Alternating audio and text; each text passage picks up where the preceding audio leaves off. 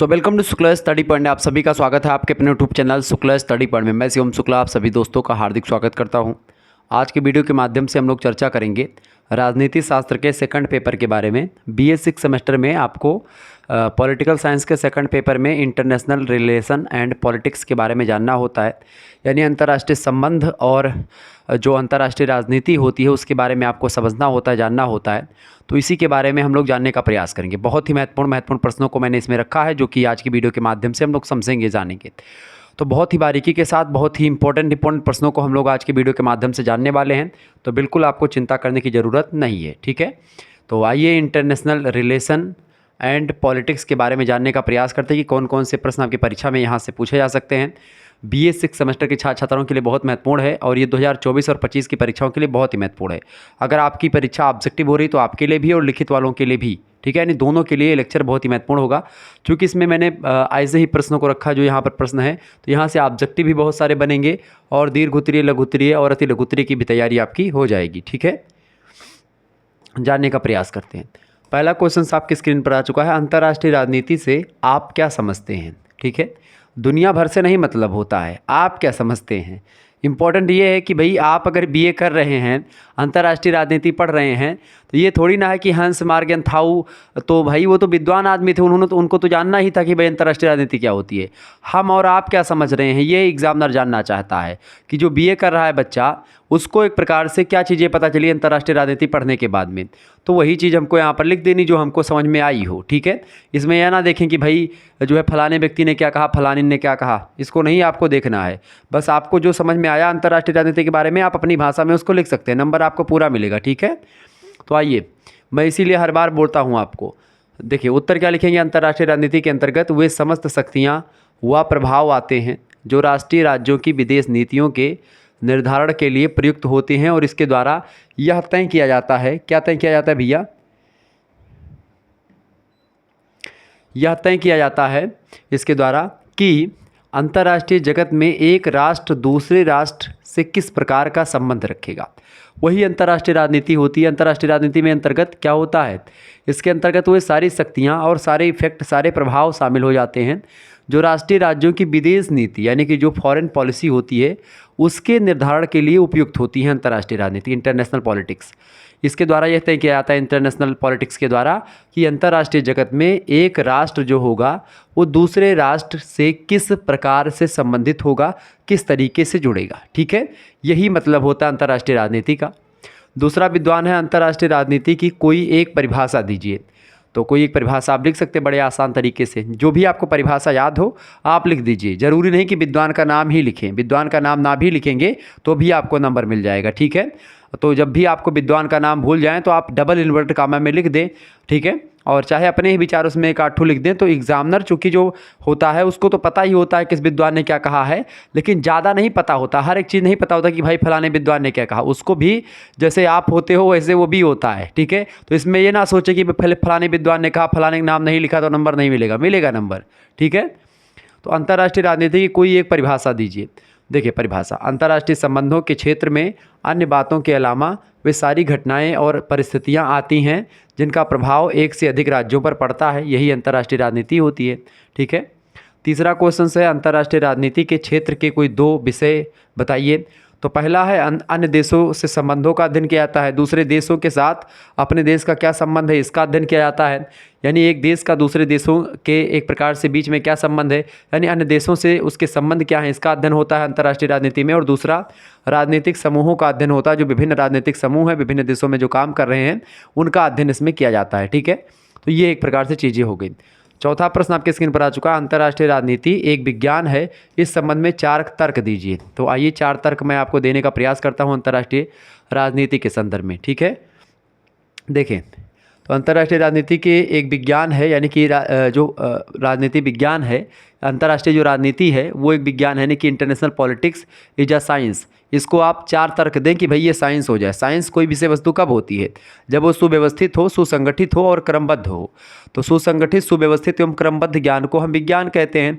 तो क्या इस दृष्टि से जो इंटरनेशनल पॉलिटिक्स है क्या एक विज्ञान है, अगर है तो आप उसके बारे में 4 तर्क दें। पहला तर्क ये है कि भविष्यवाणी संभव है।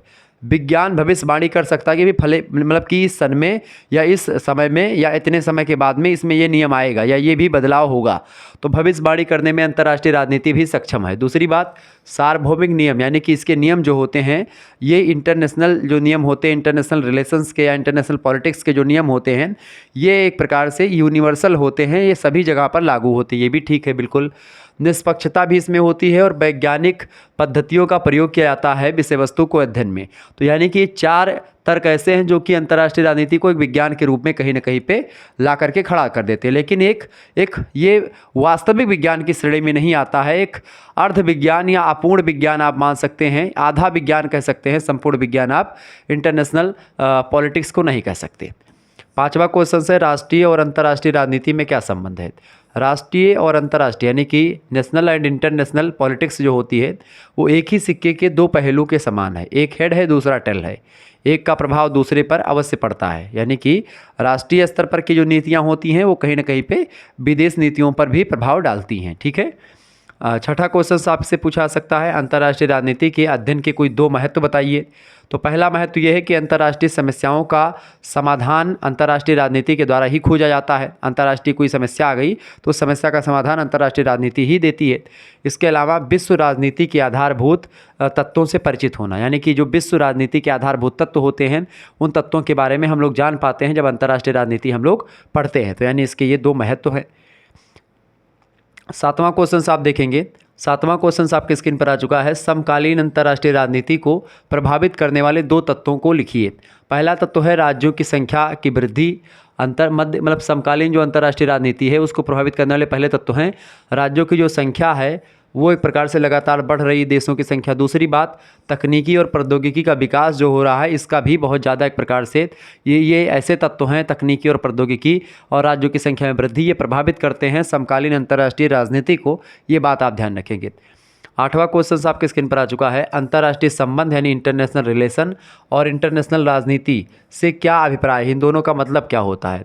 तो अंतर्राष्ट्रीय संबंधों के सामाजिक पहलू को अंतर्राष्ट्रीय राजनीति कहते हैं। राजनीतिक पहलू को। अंतर्राष्ट्रीय संबंध के कई सारे पहलू होते हैं तो उनमें से जो राजनीतिक पहलू होता है उसको अंतर्राष्ट्रीय राजनीति कहा जाता है। ये बात आप ध्यान रखेंगे। अंतर्राष्ट्रीय संबंधों की व्यापकता के कारण से उसके अंतर्गत वे संबंध भी आते हैं जो राजनीतिक नहीं होते हैं, क्योंकि अंतर्राष्ट्रीय राजनीति से बड़ा है अंतर्राष्ट्रीय संबंध। अंतर्राष्ट्रीय संबंधों में सामाजिक, राजनीतिक और भौगोलिक तमाम प्रकार के मुद्दे आ सकते हैं, लेकिन अंतर्राष्ट्रीय राजनीति में केवल राजनीति के ही पहलू ही सीमित रहते हैं।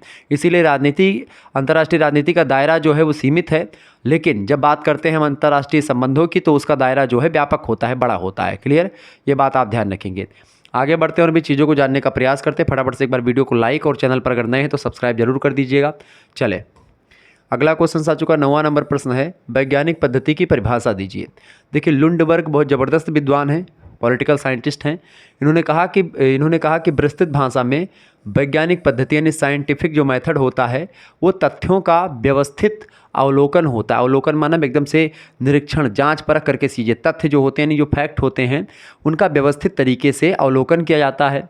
वर्गीकरण उनका किया जाता है विधिवत तरीके से और उनका निर्वचन किया जाता है। वर्गीकरण, सारणियन सब कुछ व्यवस्थित क्रम में होता है अंतर्राष्ट्रीय राजनीति में, ठीक है।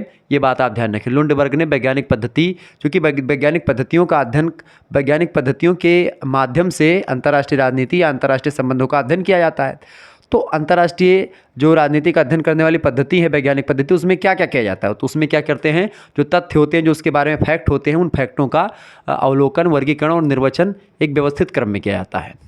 10वां क्वेश्चन से, अंतर्राष्ट्रीय राजनीति के क्षेत्र के बारे में हैंस मॉर्गेनथाउ बहुत ज़बरदस्त विद्वान है अंतर्राष्ट्रीय राजनीति में। इनका नाम एक प्रकार से अग्रगण्य है, बहुत ही एक प्रकार से अग्रणी विद्वान है। मॉर्गेनथाउ के क्या विचार हैं। हैंस मॉर्गेनथाउ कहते हैं कि अंतर्राष्ट्रीय राजनीति कई राष्ट्रों के बीच में निरंतर होने वाले शक्ति संघर्ष मतलब पावर के बीच में जो कॉन्फ्लिक्ट होता है उसके अतिरिक्त कुछ नहीं है। मतलब कि केवल और केवल, ये प्रश्न ऑब्जेक्टिव में खूब पूछा जाता है, कई विश्वविद्यालय में पूछा गया। यानी कि हैंस मॉर्गेनथाउ का ये कहना है कि जो अंतर्राष्ट्रीय राजनीति होती है वो विभिन्न देशों के बीच में शक्ति को लेकर के संघर्ष होता है। यानी कि हर एक देश अपनी शक्ति को आगे बढ़ाना चाहता है, हर एक देश सोचता है कि हमारा एक प्रकार से नाम हो, हमारी शक्ति हो, मतलब कि हमारा वर्चस्व चले, हम आगे आगे बढ़ें, इस तरीके से। यानी कि पावर के पीछे दुनिया एकदम से हावी है, जहाँ और चूंकि जिसके पास पावर होगी उसी के पास एक प्रकार से आप समझें कि धन होगा। क्योंकि आप अगर हिंदू धर्म का एक सबसे ज़बरदस्त अगर कॉन्सेप्ट समझें, देखिए लक्ष्मी माता किसके पास हैं, लक्ष्मी जी किसके पास है, लक्ष्मी रुपए की देवी होती है। तो लक्ष्मी माता किसके पास है, भगवान विष्णु के पास है। क्यों है, कभी आपने सोचा? क्योंकि विष्णु शक्ति है, उनके पास पावर है, ठीक है। अब ये मत कह देना कि शंकर भगवान के पास पावर है और उनके पास पावर है तो उनके पास क्यों नहीं। नहीं, विष्णु भगवान के पास आप देखते हैं बहुत ज़्यादा शक्ति है। वो एक प्रकार से क्या है, वो एक प्रकार से सबको एक प्रकार, सृष्टि के रचयिता कौन है, ब्रह्मा जी है। सृष्टि के पालन करता कौन है, विष्णु जी हैं। और सृष्टि के संहार करता कौन है, तो शंकर भगवान है, ठीक है। ये बात आप ध्यान रखेंगे। 11वां क्वेश्चन है, आदर्शवादी दृष्टिकोण की 2 विशेषताएं बताइए। पहली विशेषता है, इसे समाज की क्रमिक विकास में विश्वास है। किसे? आदर्शवादी दृष्टिकोण जो होता है, आइडियल जो पॉइंट ऑफ व्यू होता है, उसका क्या है, ये समाज के क्रमिक विकास में यानी एक सीरियल तरीके से विकास हो, इसमें विश्वास करता है। दूसरी बात, आदर्शवाद मानव प्रकृति, ह्यूमन नेचर की अच्छाई में विश्वास करता है, ठीक है। तो यानी आदर्शवाद एकदम से पूरा एक प्राचीन जो धारणाएँ हैं उनको फॉलो करने वाला होता है। 12वां क्वेश्चन आप देखेंगे, बढ़िया प्रश्न है। प्रश्न है, आदर्शवाद के अनुसार विश्व युद्ध से बचने के क्या सुझाव हैं। तो आदर्शवाद ने विश्व युद्ध से बचने के कई सुझाव दिए हैं, जिनमें पहला है नैतिक सिद्धांतों का पालन किया जाए, दूसरा सर्वाधिकार का विरोध किया जाए, तीसरा दंड का विरोध किया जाए। तो ये सब एक प्रकार से आदर्शवाद के अनुसार युद्ध से बचने के तरीके या सुझाव उसने मतलब आदर्शवाद के द्वारा बताए गए हैं। अगला क्वेश्चन से 13 नंबर, आदर्शवादी विश्व शांति को क्या बनाना चाहते हैं। आदर्शवादी विद्वान जो हैं व विचारक जो हैं वो विश्व व्यवस्था को ऐसा बनाना चाहते हैं कि जहां संघर्ष, शक्ति, तनाव, हिंसा और अन्याय की प्रवृत्ति क्या हो, ना हो, शून्य के बराबर हो। यानी एक ऐसा व्यवस्था, एक ऐसी एक प्रकार से व्यवस्था आदर्शवादी विचारक चाहते हैं विश्व को ऐसा बनाना जहाँ पर ना किसी देश के बीच में संघर्ष हो, ना शक्ति के लेकर के तनाव हो, ना एक प्रकार से हिंसा हो, ना अन्याय की प्रवृत्ति हो, ये सब प्रवृत्तियां ना हो। एक ऐसे विश्व की कल्पना आदर्शवादी चाहते हैं। 14 नंबर क्वेश्चन है, यथार्थवाद की कोई एक परिभाषा दीजिए। यथार्थवाद मतलब होता है रियलिज्म। यथार्थवादी विचारकों या विचारों का वह समूह होता है जो सुरक्षा व शक्ति के घटकों के जो है वो ध्वनितार्थों को अपनी चिंतन सामग्री मानता है। ये जॉन एच हर्ज महोदय ने कहा कि यथार्थवाद जो होता है ऐसे विचारों का समूह होता है जो सुरक्षा और शक्ति के घटकों के ध्वनितार्थों को अपनी चिंतन सामग्री मानता है, यानी कि सुरक्षा और शक्ति को लेकर के ज़्यादा फोकस करता है, जो रियलिज्म होता है।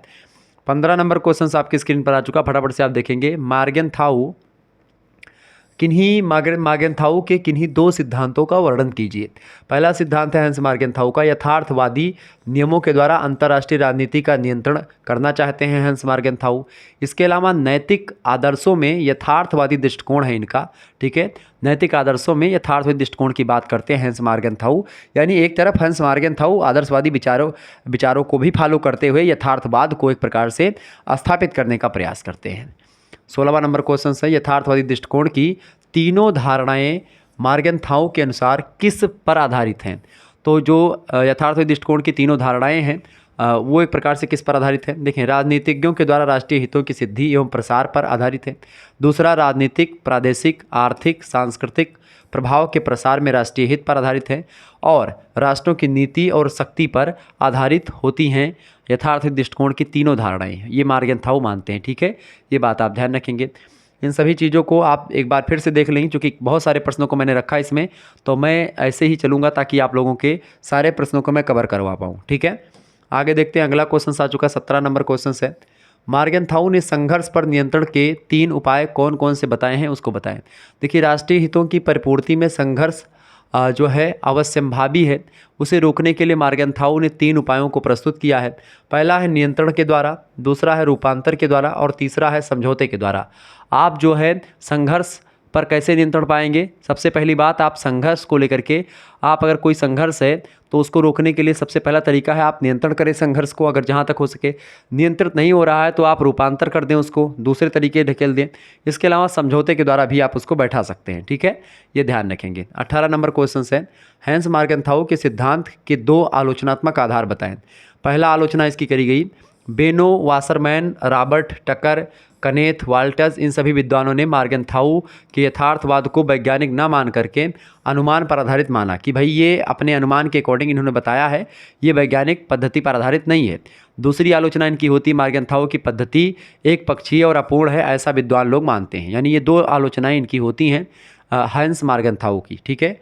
फिर भी आलोचनाओं होने के बावजूद भी हंस मार्गेंथाउ प्रासंगिक हैं। 19 नंबर क्वेश्चन आपकी स्क्रीन पर आ चुका है। निर्णय परक सिद्धांत से आप क्या समझते हैं?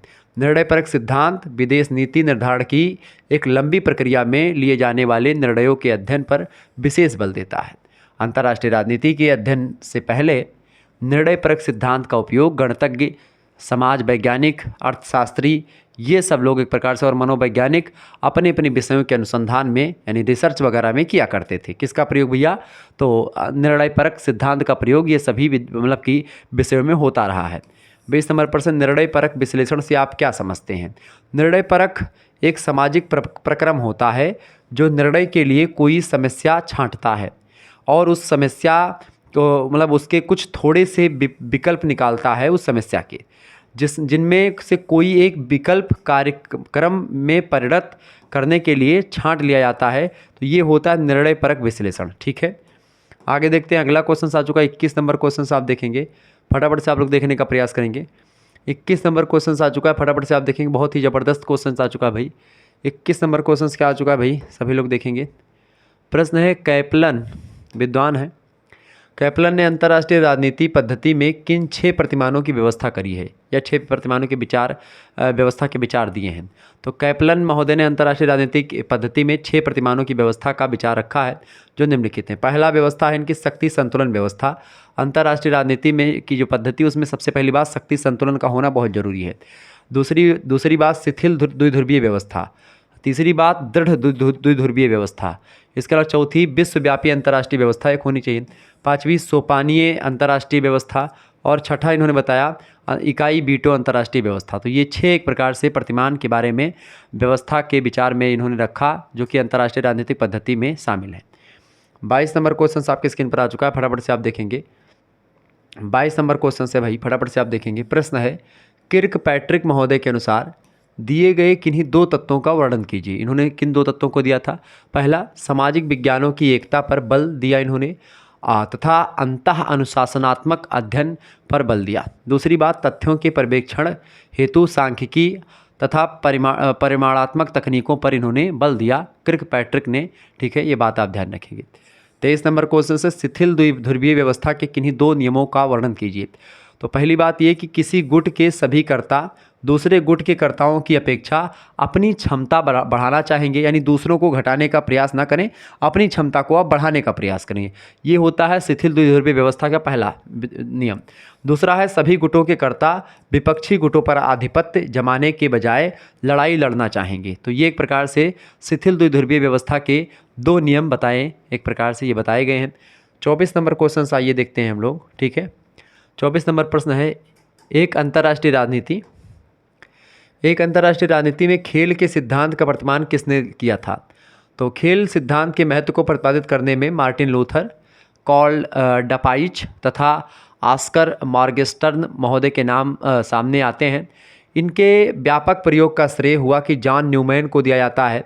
इन विचारकों ने अंतर्राष्ट्रीय राजनीति को समझने के लिए खेलों का माध्यम अपनाया, यानी खेलों के माध्यम से अंतर्राष्ट्रीय राजनीति को एक प्रकार से इन लोगों ने समझाने का प्रयास किया। खेल के सिद्धांत का प्रतिपादन किसने किया भैया? तो मार्टिन लूथर, कार्ल डपाइच और ऑस्कर मॉर्गेनस्टर्न, और बाद में चल करके इसको व्यापक रूप से जो है खेल सिद्धांतों का प्रतिपादन किया अंतर्राष्ट्रीय राजनीति में किसने? श्रेय जॉन न्यूमैन ने, ठीक है। ये बात आप ध्यान रखेंगे। 25 नंबर क्वेश्चन आ चुका है। पामर और पार्किंसंस बड़े ज़बरदस्त विद्वान हैं दोनों। तो इन्होंने राष्ट्र राज्य व्यवस्था को किस प्रकार वर्णित किया है? तो इन्होंने वर्णित किया कि जिसे आधुनिक इतिहास कहा जाता है उसमें प्रारंभ से अब तक राष्ट्र राज्य व्यवस्था पूरी तरह छाई रही है। ठीक उसी तरह से जिस प्रकार पाश्चात्य संसार में यानी पश्चिम के देशों में अंतर्राष्ट्रीय राजनीतिक संगठन असंभावी है तथा अब संसार के दूसरे भागों में भी फैल रहे हैं। ये पामर और पार्किंसंस का कथन है राष्ट्र राज्य व्यवस्था के बारे में, ठीक है। आगे देखते हैं, शुक्ला स्टडी पॉइंट को सभी लोग सब्सक्राइब करिएगा। आगे देखते हैं 26 नंबर प्रश्न आपकी स्क्रीन पर आ चुका भाई। 26 नंबर क्वेश्चन आ चुका है, अंतर्राष्ट्रीय संबंधों में राष्ट्र राज्यों की मुख्य विशेषताएं बताएं। पहली है प्रभुसत्ता, दूसरी है राष्ट्रवाद, तीसरी है प्रांतीय अखंडता और चौथी है कानूनी समानता। यानी कि अंतर्राष्ट्रीय संबंधों में राष्ट्र राज्यों की मुख्य विशेषताओं में एक प्रकार से प्रभुसत्ता, अंतर्राष्ट्रीय संबंधों में राष्ट्र राज्य की विशेषता क्या है? सबसे पहली बात प्रभुसत्ता, यानी कि सॉवरेनिटी बहुत ज़रूरी है। सॉवरेनिटी का मतलब होता है कि राज्य या देश जो है अपने विचार या अपने निर्णय जो हैं वो खुद ब खुद ले सकें, उस पर किसी का दबाव कोई ना हो, तो वो प्रभुसत्ता होती। सॉवरेनिटी उस देश को कहते हैं। सॉवरेनिटी एक प्रकार से किसी भी राज्य का एक प्रमुख अंग या प्रमुख तत्व माना जाता है, क्योंकि बिना सॉवरेनिटी के आप कोई निर्णय नहीं ले पाएंगे सही तरीके से। आपको दूसरों पर अगर निर्भर रहना पड़ा तो आप अच्छे देश नहीं माने जाते हैं। ठीक है, ये बात ध्यान। दूसरी बात, राष्ट्रवाद का होना बहुत जरूरी है, नेशनलिज्म। और इसके अलावा प्रांतीय अखंडता। प्रांतीय अखंडता मतलब कि सभी प्रांत जो हैं, छोटे छोटे जो राज्य हों देश के अंदर, वो सब एक प्रकार से इकट्ठा हों, उनमें समन्वय हो। और इसके अलावा कानून समानता की दृष्टि, यानी कानून में समानता हो, हर एक व्यक्ति के लिए कानून सेम हो। 27 नंबर क्वेश्चन है, राज्य व्यवस्था किसे कहते हैं? राज्य व्यवस्था राजनीतिक जीवन का एक ऐसा तरीका है जिसमें लोग यानी जनता प्रभुसत्ता संपन्न राज्यों में अलग अलग रूप से संगठित होते हैं।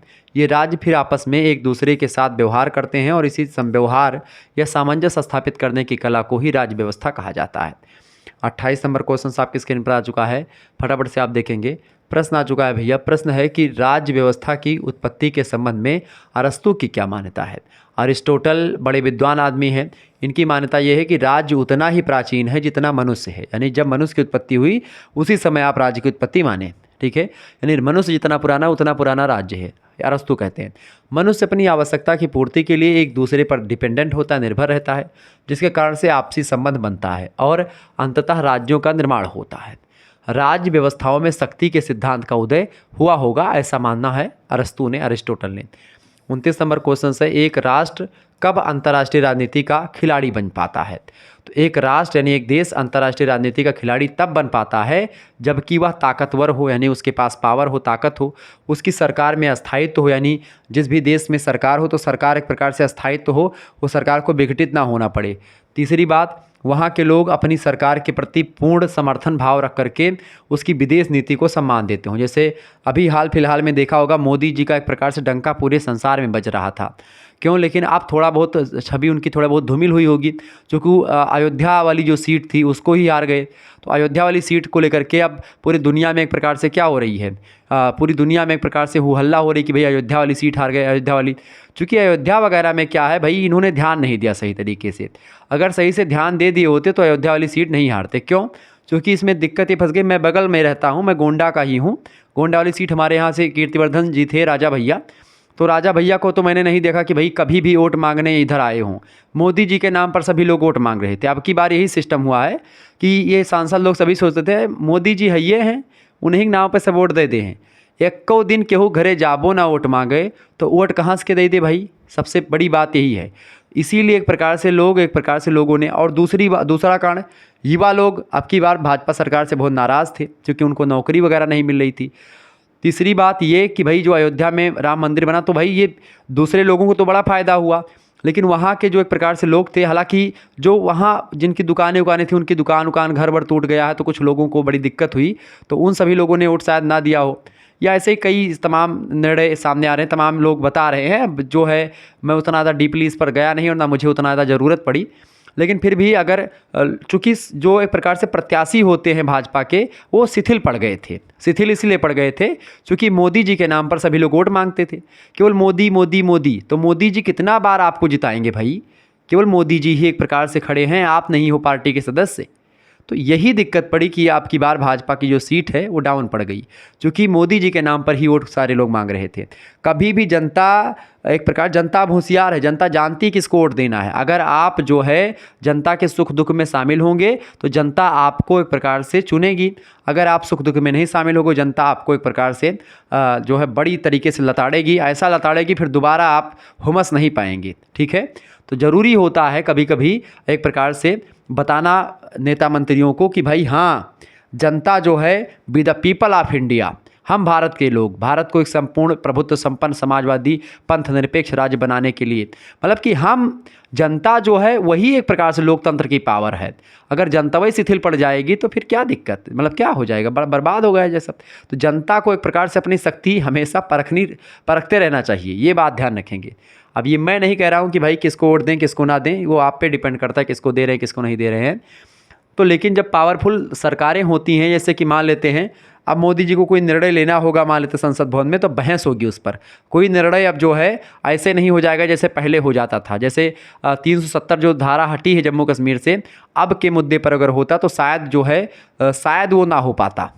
इतनी सीट अब पाई हैं, लेकिन अब भी सोचो बहुत सारी सीटें पा गए, मतलब अभी सीट कम नहीं है, बहुत सीटें मिली, 242 या कुछ सीटें मिली हैं, बहुत ज़्यादा हैं। चूँकि 545 विधायक ही रहते हैं, मतलब सांसद रहते हैं। विधायक तो मुख्यमंत्री चुनते हैं, सांसद लोग चुनते हैं प्रधानमंत्री। 30 नंबर पर से आधुनिक राज्य में कितने प्रमुख तत्व हैं? आधुनिक राज्य व्यवस्था में 3 प्रमुख तत्व होते हैं। पहला है राष्ट्रवाद नेशनलिज्म, दूसरा है राष्ट्रीय शक्ति यानी कि नेशनल पावर, और तीसरी होती प्रभुसत्ता। ये आधुनिक राज्य व्यवस्था के 3 प्रमुख तत्व हैं। यानी कि एक तो राष्ट्रवाद, उसमें ज़रूरी है वहाँ की जनता में। तीसरी राष्ट्रीय शक्ति एक होनी चाहिए, पावर उसके पास। और तीसरी बात प्रभुसत्ता, यानी उसको निर्णय लेने में कोई दबाव ना सहना पड़े राज्य को। ठीक है, राज्य का मतलब यहाँ से देश होता है, बात आप ध्यान रखेंगे। क्योंकि पॉलिटिकल साइंस में जब भी राज्य शब्द की बात होगी तो वो स्टेट का मतलब नहीं होगा, उस राज्य का मतलब क्या होगा, देश से। ठीक है, कंट्री से, ये बात आप ध्यान रखेंगे। क्लियर? चलें, राष्ट्रवाद के प्रकार बताइए। राष्ट्रवाद के प्रमुख प्रकारों की अगर बात की जाए तो पहला प्रकार है रूढ़िवादी राष्ट्रवाद होता है एक, दूसरा होता है उदारवादी राष्ट्रवाद, तीसरा होता है एकाधिकारवादी राष्ट्रवाद, और चौथा होता है मार्क्सवादी राष्ट्रवाद, और पांचवा होता है लोकतांत्रिक राष्ट्रवाद। तो भारत में क्या है, लोकतांत्रिक राष्ट्रवाद है। ठीक है, ध्यान रखेंगे। 32 नंबर क्वेश्चन से राष्ट्रवाद से क्या अभिप्राय है? राष्ट्रवाद किसे कहते हैं? तो राष्ट्रवाद जो होता है जनता के राष्ट्रहित, मतलब जनता के राष्ट्रहित में एक सूत्र में बांधने के लिए आधुनिक राज्य की व्यवस्था का यह एक प्रमुख तत्व है। राष्ट्रीयता या राष्ट्रवाद की भावना जनता को राष्ट्रीय हित के कार्य करने की प्रेरणा देती है। लोग अपने देश को एक प्रकार से आगे बढ़ता हुआ देखना चाहते हैं। जैसे मोदी जी ने बहुत सारे काम किए ऐसे जो कि देश हित में थे और देश आगे बढ़ा है उनके 2014 के बाद से। अगर आप देखेंगे वैसे पहले भी बढ़ रहा था, ऐसी बात नहीं कि पहले नहीं बढ़ा राज्य, बहुत ज़्यादा एक प्रकार से काम हुआ। मनमोहन सिंह के काल में भी बहुत सारे काम हुए हैं, अटल जी ने बहुत काम किया है, इंदिरा गांधी जी ने बहुत काम किया है। ठीक है, ऐसा नहीं कि उससे पहले की सरकारें शिथिल थीं, ऐसी बात नहीं है। लेकिन इनके आ जाने से चूँकि इन्होंने एक प्रकार से विश्व स्तर पर और ज़्यादा काम किया है। ठीक है, तो ये चीज़ें ध्यान रखेंगे। तो राष्ट्रीयता राष्ट्रवाद की भावना जनता में राष्ट्रीय हित के कार्य करने की प्रेरणा देती है जनता को। 33 नंबर प्रश्न, आधुनिक राज्य व्यवस्था का सर्वाधिक महत्वपूर्ण तत्व क्या है? तो आधुनिक राज्य व्यवस्था का सर्वाधिक जो महत्वपूर्ण तत्व है वो है राष्ट्रीय शक्ति। यानी कि अगर नेशनल पावर है किसी के पास, अगर शक्ति नहीं है राज्य के पास, तो वो एक प्रकार से आज वर्तमान में या भौतिक समाज में अगर आप देखें तो किसी भी देश को अगर उसके पास पावर की कमी है, शक्ति नहीं है, तो उस राज्य की एक प्रकार से उतना एक प्रकार से उनका मान्यता नहीं होती अंतर्राष्ट्रीय स्तर पर। तो इस शक्ति के द्वारा ही एक राज्य जो होता है अपने उद्देश्यों की प्राप्ति कर पाता है, जबकि कमज़ोर राष्ट्र अपने हितों की सुरक्षा नहीं कर पाते हैं अगर शक्ति, चूँकि कमज़ोर राष्ट्रों के पास शक्ति नहीं होती है। 34 नंबर क्वेश्चन आपकी स्क्रीन पर आ चुका है। प्रश्न, प्रभुसत्ता से क्या आशय है? प्रभुसत्ता ने सॉवर्निटी, एक राष्ट्र के लिए अंतिम महत्वपूर्ण तत्व होता है उसकी प्रभुसत्ता, सॉवर्निटी, संप्रभुता। प्रभुसत्ता ही राज्य को कानूनी रूप से राज्य बनाती है। इस संप्रभुता के कारण ही एक राज्य को अपने क्षेत्र में कानून बनाने का और कानून को लागू करवाने का अधिकार होता है। कोई भी निर्णय लेने में उसको किसी से पूछना नहीं पड़ता है कि भाई अमेरिका, जैसे भारत है प्रभु संपन्न देश है, क्यों है? क्योंकि भारत जब भी कोई निर्णय लेता है अपने यहाँ का या बाहरी निर्णय अंतर्राष्ट्रीय राजनीति में कोई भी निर्णय लेता तो किसी देश से पूछता नहीं कि हम ये निर्णय लेने जा रहे हैं। ठीक है, वो बस ले लेता है। ठीक है, ध्यान रखेंगे। 35 नंबर क्वेश्चन से हॉब्स की राष्ट्रीय शक्ति की परिभाषा दीजिए। थॉमस हॉब्स कहते हैं कि शक्ति वह बल है जो राष्ट्र अपने हित की पूर्ति के लिए दूसरे राष्ट्र पर डालता है। थॉमस हॉब्स ने कहा था। हॉस, ठीक है, हॉब्स नहीं हॉस। थॉमस हॉब्स तो सामाजिक समझौते के सिद्धांत से जुड़े हुए हैं। हॉस महोदय, हॉस ये दूसरे हैं। तो हॉस ने राष्ट्रीय शक्ति की परिभाषा देते हुए क्या कहा कि शक्ति वह बल होती है जो राष्ट्र अपने हित की पूर्ति के लिए, कोई भी देश अपने हित की पूर्ति के लिए दूसरे देश पर एक प्रकार से दबाव डालता है, दूसरे देश पर प्रभाव डालता है। ठीक है, तो वो होती है शक्ति। 36 नंबर क्वेश्चन से राष्ट्रीय शक्ति का वर्गीकरण कीजिए। राष्ट्रीय शक्ति कई प्रकार की होती। पहली होती भौगोलिक संसाधन, जिनके पास ज़्यादा है वैसी शक्ति। तीसरी है सामग्री संसाधन, जिनके पास बहुत ज़्यादा सामग्री है वो शक्ति। तीसरी प्राकृतिक संसाधन, अगर आपके पास बहुत ज़्यादा है तो भी आप शक्ति संपन्न देश हैं। मानवीय संसाधन, अगर आपके पास, जैसे भारत के पास क्या है, मानवीय संसाधन बहुत ज़्यादा है, इसलिए भारत भी पावरफुल है। ठीक है, सऊदी अरब के पास प्राकृतिक संसाधन बहुत ज़्यादा है, चूँकि पेट्रोलियम वगैरह है, ऐसे तमाम चीज़ें हैं। और ऐसे ही भौगोलिक चीज़ें बहुत सारी, जहाँ पर बहुत ज़्यादा चीज़ें घूमने फिरने वाली होती हैं, वो सब ऐसे ही। 37 नंबर क्वेश्चन आपके स्क्रीन पर आ चुका है। प्रश्न है मार्गेंथाउ के अनुसार शक्ति संघर्ष क्या है, यानी कि पावर कन्फ्लिक्ट जो होता है वो क्या है।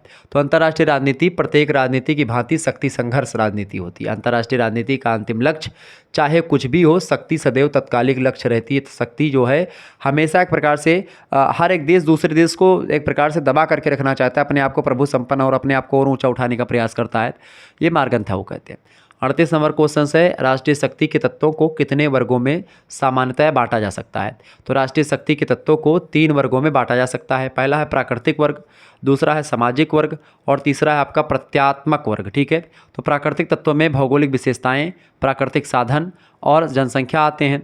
सामाजिक तत्वों की अगर बात की तो सामाजिक तत्वों में आर्थिक विकास आता है किसी देश का, राजनीतिक ढांचा आता है किसी देश का और राष्ट्रीय मनोबल भी एक प्रकार से इसी के अंतर्गत आता है। बात की जाए प्रत्यात्मक तत्वों में तो देश के राष्ट्रीय शक्ति के तत्वों में जो प्रत्यात्मक तत्व होता है उसमें नेतृत्व वर्ग के आदर्श आते हैं, यानी कि किस तरीके के नियम कायदे होंगे जिससे नेतृत्व किया जाएगा, बुद्धि कैसी है और दूरदर्शिता एक प्रकार से उस देश के नेताओं की कैसी है, उस देश के एक प्रकार से चलाने वालों की कैसी है। ओके, अगला प्रश्न आपकी स्क्रीन पर आ चुका है। 39 नंबर प्रश्न है, फटाफट से आप लोग देखने का प्रयास करेंगे। 39 नंबर प्रश्न है विचारधारा से क्या अभिप्राय है। तो फैडल, फोर्ड और लिंकन कहते हैं कि विचारधारा आर्थिक, सामाजिक, राजनीतिक मूल्यों तथा लक्ष्यों से संबंधित विचारों का एक निकाय, एक समुदाय होता है जो इन लक्ष्यों को प्राप्त करने के लिए कार्यों की योजना बनाने को तैयार करती है। कुल मिलाकर के विचारधारा किसी भी देश की अपनी अपनी अलग अलग हो सकती है। अलग अलग विचारधारा पर लोग एक प्रकार से अपने अपने देश को आगे बढ़ाते हैं। 40 नंबर क्वेश्चन से विचारधारा को मार्गेंथाउ ने कितने भागों में विभाजित यानी बांटा है। तो विचारधारा को मार्गेंथाउ ने 3 भागों में बांटा है। पहला है यथास्थिति की विचारधारा, यथास्थिति की विचारधारा, दूसरी है साम्राज्यवादी विचारधारा और तीसरी है अस्पष्टवादी विचारधारा। यथास्थिति मतलब कि जैसा देश है उसको बढ़ाना नहीं, उतना ही रहना है। साम्राज्यवादी विचारधारा वाले जो देश होते हैं वो अपनी सीमा विस्तार में लगे रहते हैं। अस्पष्ट विचारधारा उन ऐसी विचारधारा जिसका कोई स्पष्ट नहीं कि हम किस लिए एक प्रकार से आए हैं, हम हमारे देश का क्या उद्देश्य है, उसका कोई मतलब नहीं होता। 41 नंबर क्वेश्चन आपके स्क्रीन पर आ चुका, फटाफट से आप देखेंगे। 41 नंबर प्रश्न है भैया मार्गेंथाउ के यथार्थवादी राजनीति दर्शन का सार तत्व क्या है। तो मार्गेंथाउ ने यथार्थवादी राजनीतिक दर्शन का सार तत्व एक प्रकार से कई सारे हैं। पहला, प्रत्येक देश के राजनेता सदैव अपने राष्ट्र के हितों की सिद्धि के लिए प्रयत्नशील रहते, पहली बात। दूसरी बात, प्रत्येक राष्ट्र का मतलब राष्ट्र का हित उसके भौगोलिक यानी geographical, economical, political and cultural प्रभाव के विस्तार में ही निहित होता है यथार्थवादी राजनीतिक दर्शन का सार तत्व। तीसरी बात, प्रत्येक राष्ट्र अपनी शक्ति और अपने प्रभाव का उपयोग अपने व्यस्त जो स्वार्थ होते हैं उनकी रक्षा के लिए करता है। ठीक है, तो इसलिए ये एक प्रकार से राजनीतिक दर्शन का सार तत्व है यथार्थवादी राजनीतिक दर्शन का मार्गेंथाउ के अनुसार।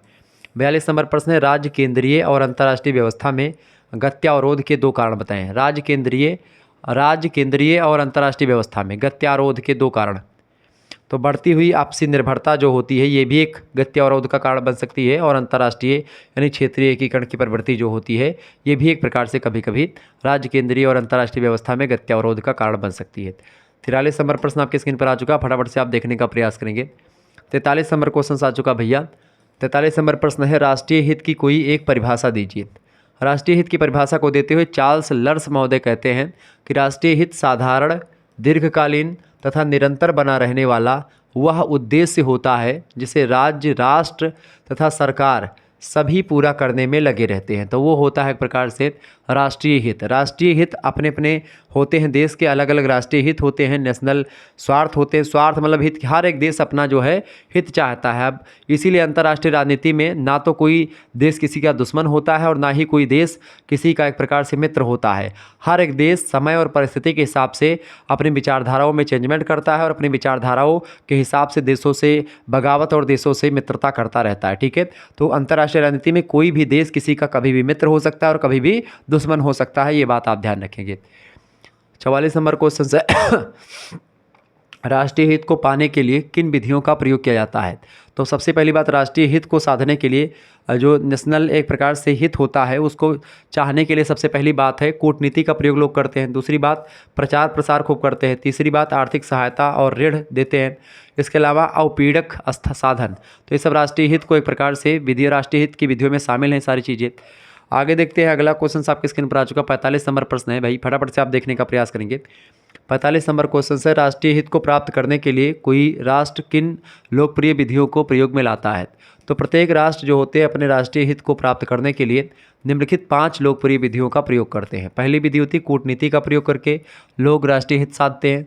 दूसरा प्रचार, तीसरा आर्थिक सहायता दे करके या ऋण दे करके, चौथा है संधियां या गठबंधन करके, और चौथा है औपीड़क साधन। ठीक है, तो ये 5 साधनों का प्रयोग करके प्रत्येक देश अपने राष्ट्रीय हित को प्राप्त करते हैं। 46 नंबर क्वेश्चन है, सामूहिक सुरक्षा से आप क्या समझते हैं?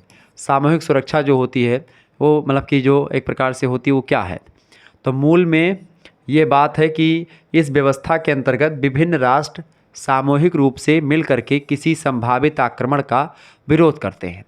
करने के लिए एक कृत संकल्प होना ही सामूहिक सुरक्षा होता है, यानी कि एक ऐसा संकल्प जो कि एक प्रकार से किसी संभावित आक्रमण का विरोध करने के लिए किया जाता हो और विभिन्न देश जो है ये मिल करके एक सामूहिक संस्था का निर्माण करें जो उस पर्टिकुलर विरोध के सामना करने के लिए हो, तो वही सामूहिक सुरक्षा कहा जाता है। आगे देखते हैं, 47 नंबर प्रश्न आपकी स्क्रीन पर आ चुका है, फटाफट से आप देखने का प्रयास करेंगे। बहुत ही ज़बरदस्त क्वेश्चन है। 47 नंबर, सामूहिक सुरक्षा की कोई उपयुक्त परिभाषा दीजिए। तो सामाजिक सुरक्षा की परिभाषा को देते हुए स्वार्जन बर्जर ने कहा कि एक सुप्रतिष्ठित अंतर्राष्ट्रीय व्यवस्था के आधार पर हमले को रोकने के लिए यह विभिन्न राज्यों के द्वारा सम्मिलित कार्रवाई करने का एक साधन होता है सामूहिक सुरक्षा। तो सामूहिक सुरक्षा क्या होता है? एक सुप्रतिष्ठित अंतर्राष्ट्रीय व्यवस्था के आधार पर हमले को रोकने के लिए, किसी भी प्रकार के हमले को रोकने के लिए क्या होता है? विभिन्न राज्यों के द्वारा सम्मिलित कार्रवाई करने का एक साधन होता है सामूहिक सुरक्षा। ठीक है, ये बात आप ध्यान रखेंगे। ये स्वार्जन बर्जर ने कहा। 48 नंबर क्वेश्चन से, आर्गेंस्की महोदय ने के सामूहिक सुरक्षा की अवधारणा की किन्हीं 2 मान्यताओं का उल्लेख कीजिए। तो पहले मान्यता यह है कि किसी भी सशस्त्र संघर्ष यानी शस्त्र के साथ संघर्ष जो होता है, जब लड़ाई एक प्रकार से सशस्त्र विद्रोह पर आ जाए, उसमें सब राष्ट्र इस बात पर एकमत होंगे कि कौन सा राष्ट्र आक्रामक है, यानी किसने पहले आक्रमण किया है। जिस राष्ट्र ने या जिस देश ने पहले आक्रमण किया होगा उसको सारे देश दौड़ा दौड़ा के मारेंगे। यानी कि मान लेते हैं अभी पाकिस्तान पर भारत वाले आक्रमण कर दें तो क्या हो जाएगा? भारत आक्रमण कर दे तो क्या होगा? अगर भारत पहले आक्रमण करेगा तो भारत के खिलाफ पूरे दुनिया के देश आ जाएंगे। लेकिन अगर पाकिस्तान ने पहले आक्रमण किया तो पाकिस्तान खिलाफ सब आ जाएंगे। ठीक है, ये बात आप ध्यान रखेंगे। वैसे पाकिस्तान अपने परेशान रहता है, ठीक है, खुराकी उराकी को लेकर के, क्योंकि वहाँ पर बहुत महंगाई है, अपने यहाँ पर तो बहुत ज़्यादा कम है। तो किसी भी सशस्त्र संघर्ष में सब राष्ट्र इस बात पर एकमत होते हैं कि किसने पहले आक्रमण किया है। जिसने पहले आक्रमण किया उसके विरुद्ध सभी लोग कार्रवाई करेंगे। सभी राष्ट्र आक्रामक राष्ट्र के विरुद्ध कार्रवाई करने के लिए समान रूप से रुचि रखते हैं और सभी देश अपने अपने हिसाब से सेनाओं को देंगे ताकि एक प्रकार से सामूहिक सुरक्षा की जा सके। तो ये जब बना था, क्या बोलते हैं, यूएनओ बना था, यानी कि जो एक प्रकार से क्या बोलते हैं उसको, संयुक्त राष्ट्र संघ की स्थापना जब हुई थी द्वितीय विश्व युद्ध के बाद में, तो ये नियम कायदे बना दिए गए थे कि भाई अगर कोई देश ऐसा करता है, दोबारा से आक्रमण करता है, ताकि दोबारा विश्व युद्ध ना हो, इसके लिए ये नियम बनाए गए थे। ये बात आप ध्यान रखेंगे। क्लियर? आगे बढ़ते और भी चीज़ों को जानने का प्रयास करते, फटाफट से वीडियो को लाइक और शेयर करते रहिएगा। चलें, प्रश्न 49 नंबर प्रश्न है, शक्ति संतुलन और सामूहिक सुरक्षा के सिद्धांत में 2 अंतर बताएं। पहला, शक्ति संतुलन व्यवस्था प्रतियोगी स्वरूप वाली संधियों के परिणाम स्वरूप स्थापित होती है, जबकि सामूहिक सुरक्षा जो होती है व्यवस्था का एक सार्वभौमिक संधि होती है। दूसरा अंतर यह है कि शक्ति संतुलन व्यवस्था की ढीली ढाली होती है, जबकि सामूहिक सुरक्षा की व्यवस्था दृढ़ और संगठनबद्ध होती है। यानी कि संतुलन व्यवस्था ढीली ढाली भी हो सकती है, लेकिन सामूहिक सुरक्षा कभी ढीली ढाली नहीं होती, वो एकदम से पूर्ण होती है अपने आप में। ठीक है, अगला क्वेश्चन आ चुका है 50 नंबर प्रश्न आप देखेंगे। 50 नंबर क्वेश्चन आपके स्क्रीन पर आ चुका है, फटाफट से आप देखेंगे। प्रश्न है, शक्ति संतुलन और सामूहिक सुरक्षा में कोई 2 समानताएं बताइए। तो पहली समानता यह है कि दोनों की विचारधाराएं शक्ति के विचार पर आधारित होती हैं तथा इनमें राष्ट्रों की पारस्परिक शक्ति जो होती है उसका अनुमान लगाया जाता है। दूसरी बात यह है शक्ति संतुलन और सामूहिक सुरक्षा के समानताओं में कि शक्ति संतुलन तथा सामूहिक सुरक्षा दोनों शक्ति को नियंत्रित करने के साधन हैं। ठीक है, 51 नंबर क्वेश्चन से, शक्ति संतुलन का क्या अर्थ है? अंतर्राष्ट्रीय राजनीति के परिप्रेक्ष्य में शक्ति संतुलन से अभिप्राय है कि विभिन्न राष्ट्रों के बीच में कम से कम स्थूल संतुलन कायम हो, यानी कि सभी देश जो है आपस में लड़ाई झगड़ा ना करें, वही शक्ति संतुलन होता है। क्योंकि सभी के पास शक्तियां हैं और शक्तियों के बीच में एक प्रकार जहां पर शक्ति होती है वहां पर संघर्ष भी उत्पन्न हो जाता है। तो नियम ये कहता है कि भाई शक्ति है अगर आपके पास तो युद्ध एक प्रकार से ना करें, यानी शक्ति संतुलन नहीं कि भाई आप जो है दूसरे में मतलब कि उसको रोकने का प्रयास करिए, सभी देश आपस में मित्रता बना करके रखें। 52 नंबर प्रश्न है शक्ति संतुलन की कोई एक परिभाषा दीजिए। शक्ति संतुलन की देखें परिभाषा, शक्ति संतुलन का अर्थ है राष्ट्रों के परिवार के सदस्यों की शक्ति, न्यायपूर्ण तुल्यभारता जो किसी राष्ट्र को दूसरे राष्ट्र पर अपनी इच्छा लादने से रोकता हो। यानी कोई देश जो कि जब किसी के पास पावरफुल कंट्री कोई होती जिसके पास बहुत ज़्यादा एक प्रकार से पावर है, बहुत ज़्यादा सेनाएं हैं, तो दूसरे देश पर अपना एक प्रकार से नियम वगैरह थोपने का प्रयास करता है। और जब नियम वगैरह थोपने का प्रयास एक प्रकार से करते हैं तो वही एक प्रकार से क्या होता है, वही आपका उसी को रोकना एक प्रकार से शक्ति संतुलन होता है। ठीक है, यानी शक्ति का प्रयोग करके किसी देश को आप दबा नहीं सकते। 53 नंबर प्रश्न आपकी स्क्रीन पर आ चुका, फटाफट से आप देखेंगे। 53 नंबर क्वेश्चन से भैया प्रश्न है शक्ति संतुलन की कोई दो विशेषताएं बताइए। तो पहली विशेषता यह है कि शक्ति संतुलन स्थापित करने के लिए राज्यों को सदैव प्रयत्नशील रहना, पहली बात। दूसरी बात, शक्ति संतुलन की नीति यथापूर्व स्थिति को ज्यों का त्यों बनाए रखने की एक नीति होती है। ठीक है, ये बात आप ध्यान रखेंगे। इसके अलावा अगला है आपका 54 नंबर प्रश्न है शक्ति संतुलन स्थापित करने के कोई 4 साधन बताइए। पहला साधन है क्षतिपूर्ति करके, दूसरा है हस्तक्षेप करके, तीसरा है मध्यवर्ती राज्य बन के और चौथा शस्त्रीकरण करके। तो शक्ति संतुलन स्थापित करने के 4 साधन हैं। 55 नंबर क्वेश्चन से शक्ति संतुलन को सफल बनाने की 2 शर्तें बताइए। पहली शर्त यह है कि शक्ति थोड़े से स्थानों पर केंद्रित होकर के व्यापक रूप से बहुत से राज्यों के बीच में विभाजित होनी चाहिए। और दूसरी बात, युद्ध पर होने वाला जो खर्च है इतना अधिक होना चाहिए कि राज्य आसानी से आश्रय ना ले सके, और इस कारण से युद्ध वगैरह में कमी जरूर आएगी जब ऐसा होगा। 56 नंबर क्वेश्चन आपकी स्क्रीन पर आ चुका है समकालीन अंतर्राष्ट्रीय राजनीति को प्रभावित करने वाले जो तत्व हैं उनका वर्णन कीजिए। तो राज्यों की जनसंख्या में वृद्धि और तकनीकी और प्रौद्योगिकी का विकास ये समकालीन राजनीति को, अंतर्राष्ट्रीय राजनीति को प्रभावित करने वाले तत्व हैं। 57 नंबर प्रश्न है अर्नेस्ट हॉस ने शक्ति संतुलन के कितने अर्थ बताए हैं। अर्नेस्ट हॉस ने शक्ति संतुलन की अवधारणा के 8 अर्थ बताए हैं। पहला अर्थ है शक्ति का वितरण, दूसरा अर्थ है शक्ति का साम्यावस्था, तीसरी है शक्ति की प्रबलता, चौथी है स्थिरता तथा शांति, पांचवा है अस्थिरता तथा युद्ध, छठा है शक्ति की राजनीति, और आपका 7वां है शक्ति संतुलन और सार्वभौमिक सिद्धांत, मतलब एक सार्वभौमिक सिद्धांत के रूप में शक्ति संतुलन। और आपका अगला है 8वां शक्ति संतुलन एक व्यवस्था के रूप में तथा नीति निर्माताओं के लिए मार्गदर्शक के रूप में। एक प्रकार से ये अर्थ होते हैं शक्ति संतुलन के जो अर्नेस्ट हॉस महोदय ने बताए। तो ये 8 अर्थ आप ध्यान से देख लीजिएगा। आगे देखते हैं 58 नंबर प्रश्न आपकी स्क्रीन पर आ चुका, फटाफट से आप देखेंगे। 58 नंबर क्वेश्चन से महोदय प्रश्न है मॉर्गनथाउ ने शक्ति संतुलन के कितने अर्थ बताए हैं, बताइए। हंस मॉर्गनथाउ ने शक्ति संतुलन के कितने अर्थ बताए भैया। तो मॉर्गनथाउ की अगर बात की तो उन्होंने शक्ति संतुलन के 4 अर्थ बताए। पहला है राज्यों में शक्ति के वितरण पर जोर देने वाली जो नीतियां हैं वो, दूसरी अंतर्राष्ट्रीय राजनीति के यथार्थवादी स्वरूप का चित्रण करने वाला सिद्धांत, और तीसरा एक प्रकार से मॉर्गनथाउ ने जो शक्ति संतुलन का अर्थ बताया वह बताया कि अंतर्राष्ट्रीय राजनीति में शक्ति का समान वितरण, और चौथा अर्थ है कि अंतर्राष्ट्रीय संबंधों में राजनीतिक शक्ति के वितरण को प्रकट करने वाली जो शब्दावलियाँ होती हैं वो सब शक्ति संतुलन के अर्थ हैं मॉर्गनथाउ के अनुसार। तो ये 4 अर्थ उन्होंने बताए। 59 नंबर क्वेश्चन है शक्ति संतुलन के संचालन में कोई 2 प्रतिकूल परिस्थितियां बताइए। तो प्रतिकूल परिस्थितियों में पहली परिस्थिति ये है कि अंतर्राष्ट्रीय जगत का विरोधी जो गुटों में विभाजित हो जाना, क्योंकि कभी कभी क्या होता है जैसे कि अंतर्राष्ट्रीय राजनीति में विरोधी गुट होते हैं, तब विरोधी गुट जब हो जाएंगे तो शक्ति संतुलन अच्छी तरीके से काम नहीं करेगा। अब बड़े बड़े गुट हैं, 20 देश का एक गुट है, 35 देश का एक गुट है, तो आपस में एक प्रकार से द्वंद्व तो होगा ही, ठीक है, तो उसमें काम नहीं करता। दूसरी बात, युद्ध में रक्षात्मक आक्रमणकारी शक्ति के लाभों का बहुत अधिक प्रयोग करते हैं, तो ये भी एक प्रकार से एक प्रतिकूल परिस्थितियां होती हैं शक्ति संतुलन की। 60 नंबर क्वेश्चन आप देखेंगे। 60 नंबर क्वेश्चन से भाई फटाफट से आप लोग देखने का प्रयास करेंगे। प्रश्न है संश्रय अथवा मैत्री संधियां क्या है। संश्रय अथवा मैत्री संधियां शक्ति संतुलन स्थापित करने का एक मुख्य आधार रही हैं। अंतर्राष्ट्रीय राजनीति में मैत्री संधियां जो रही हैं, यानी कि सभी देश आपस में मित्रता बना करके रखें, उसको लेकर के तमाम संधियां हुई हैं। और संश्रय सुरक्षात्मक भी हो सकते हैं तथा आक्रामक भी हो सकते हैं। मैत्री संधियाँ सदैव किसी निश्चित सत्य मतलब किसी निश्चित राज्य के विरुद्ध नहीं होती हैं, वरन वह किसी भी राज्य के विरुद्ध होती हैं जो शक्ति संतुलन को असंतुलित करता है। यानी कि ऐसा राज्य जो शक्ति संतुलन को भंग करता है, शक्ति संतुलन के नियमों के विरोध में जाता है, उसके खिलाफ एक प्रकार से नियम कायदे होते हैं जो कि संश्रय या मैत्री संधियाँ उन्हीं के प्रतिकूल होती, बाकी लोगों के ठीक होती हैं। कूटनीति क्या है? ऑक्सफोर्ड इंग्लिश डिक्शनरी में कूटनीति का अर्थ लिखा हुआ है कि कूट अंतर्राष्ट्रीय संबंध में मतलब कि समंजन तथा व्यवस्था स्थापित करने का साधन होता है कूट। ठीक है।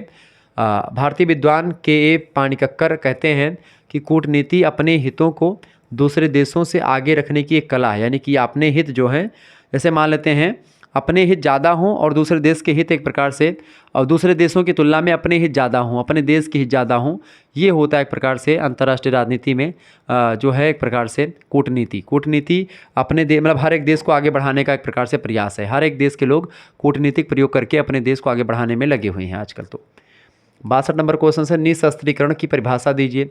देखिए प्रोफेसर हंस मार्गनथाउ कहते हैं कि निशस्त्रीकरण का अर्थ होता है शस्त्रीकरण की होड़ समाप्त करने के उद्देश्य से कुछ या सभी शस्त्रों को कम करना अथवा समाप्त करता है। यानी कि निशस्त्रीकरण का मतलब क्या होता है कि शस्त्रों को ना रखा जाए, शस्त्रों को ख़त्म कर दिया जाए, शस्त्रों को एक प्रकार से क्या कर दिया जाए, शस्त्रों की होड़ जो है लगातार, चूँकि हर एक देश अपने अपने शस्त्रों का या शस्त्रागार बढ़ा रहा है तो उसको रोकने का प्रयास था निशस्त्रीकरण। ठीक है। 63 नंबर क्वेश्चन से निशस्त्रीकरण की आवश्यकता क्यों है? निशस्त्रीकरण की आवश्यकता कई कारणों से। पहली तो विश्व शांति के लिए बहुत ज़रूरी है।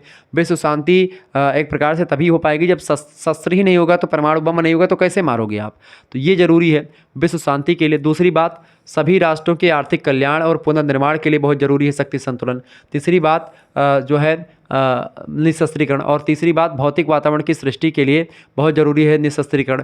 समस्याओं के शांतिपूर्ण निराकरण के लिए निशस्त्रीकरण जरूरी, क्योंकि किसी देश के बीच में समस्या हो जाती है तो लोग युद्ध करने पर आ जाते हैं, तो ये एक प्रकार से गलत काम है। इसके अलावा जो है परमाणु युद्ध की रोकथाम के लिए एक प्रकार से बहुत ज़रूरी निशस्त्रीकरण की नीति को अपनाना। लेकिन बहुत सारे देश उसको मानते हैं, बहुत सारे देश नहीं मानते हैं। ठीक है। निशस्त्रीकरण को लेकर के चूँकि बहुत सारे देशों का एक प्रकार से जो रोजी रोजगार है वो इन्हीं शस्त्रों पर टिका हुआ है, इसी कारण से एक प्रकार से ये निशस्त्रीकरण की नीति सही तरीके से नहीं चल पाती। और बड़े देश ऐसे हैं जो शस्त्रों को बेचते हैं, जैसे रूस, अमेरिका, यही बड़े बड़े देश हैं, यही सब तो शस्त्र वगैरह बेचते हैं छोटे देशों को, क्योंकि छोटे देश तो बना ही नहीं पाते। ये लोग खरीदते हैं अपना तेल वोल बेच करके, खजूर वजूर बेच करके किस तरीके से खरीदेंगे बेचारे। तो क्या होता है इससे और ज़्यादा तो मार धाड़ होगी ना, झगड़ा लड़ाई होगा। अस्त्र ही नहीं रहेगा तो कहाँ लड़ोगी, हाथ से लड़ोगे तो बहुत कम जनधन हानि होगी, लेकिन जब उससे लड़ोगे बमबारी से तो निर्दोष लोग भी मारे जाएंगे जिनका कोई इसमें कसूर नहीं है। अगला प्रश्न है रपाकी योजना क्या है? 14 जनवरी 1958 ईस्वी को पोलैंड के विदेश मंत्री थे अदम रापाकजी। अदम रपाकी जो थे एक प्रकार से वो विदेश मंत्री थे पोलैंड के। उन्होंने 1958 14 जुलाई को एक विस्तृत योजना पेश करी। इस योजना के अनुसार मध्य यूरोप के नाभिकीय शस्त्रों से मुक्त क्षेत्र में पोलैंड, चेकोस्लोवाकिया, जर्मन जनतांत्रिक गणराज्य, जर्मन संघीय गणराज्य को भी शामिल किया गया। यानी ये सब देश ने मिल करके जो एक प्रकार से नाभिकीय यानी जो परमाणु शस्त्र है या जो नाभिकीय शस्त्र हैं उनको ख़त्म करने की बात करी। तो ये एक प्रकार से रपाकी योजना है जिसके तहत एक प्रकार से पोलैंड के विदेश मंत्री अदम रपाकी ने एक विस्तृत योजना पेश करी थी। 65 नंबर प्रश्न निशस्त्रीकरण आयोग का गठन कब किया गया और इसके क्या परिणाम सामने आए? तो 4 जनवरी 1952 ईस्वी को संयुक्त राष्ट्र संघ के द्वारा नए निशस्त्रीकरण आयोग का गठन किया गया था। साधारणता सभा के सुझाव पर लंदन में कनाडा, फ्रांस, अमेरिका, ब्रिटेन और सोवियत संघ, ठीक है, सोवियत संघ माने रूस के प्रतिनिधियों की एक बैठक हुई। रूस में उस समय 15-16 देश इकट्ठा शामिल थे। तो पर इन सभी प्रतिनिधियों की एक बैठक हुई, निशस्त्रीकरण की समस्या को हल करने के लिए हुई, किंतु कोई परिणाम इसका नहीं निकला। ठीक है, आगे देखते हैं। अगला क्वेश्चन आपके स्क्रीन पर आ चुका है। क्योंकि सभी लोग चाहते हैं कि भाई रूस वाले चाहेंगे अमेरिका शस्त्र ना बनाए, अमेरिका वाले सोचेंगे रूसवा ना बनाए, रूस वाले सोचेंगे भाई जर्मनी ना बनाए, जर्मनी वाले सोचेंगे पोलैंड ना बनाए, पोलैंड वाले सोचेंगे भैया जापानो ना बनाए। जापान का वैसे तो ठेका लिया रखा अमेरिका ने, ठीक है। जापान पर कोई भी आक्रमण करेगा कोई भी देश तो जान लीजिए अमेरिका पर आक्रमण आपने किया है, ठीक है। इसीलिए जापान छोटा सा देश है, उस पर कोई आक्रमण नहीं करता है, जानता है जो कि भाई अमेरिका से कौन खतरा लेगा। यूट्यूब वगैरह सब कुछ कहाँ की अमेरिका की संस्था है। एक बार अभी अमेरिका किसी देश की पूरा पूंजी या उसको ख़त्म करना चाहे, यूट्यूब बंद कर दे उस देश में, तो क्या हो जाएगा। यूट्यूब बंद कर दिया। यूट्यूब से बहुत आजकल एक प्रकार सारी चीज़ें हो रही। यूट्यूब बहुत पावरफुल संस्था बन चुकी है आज के युग में, समझ रहे चीज़ों को ना।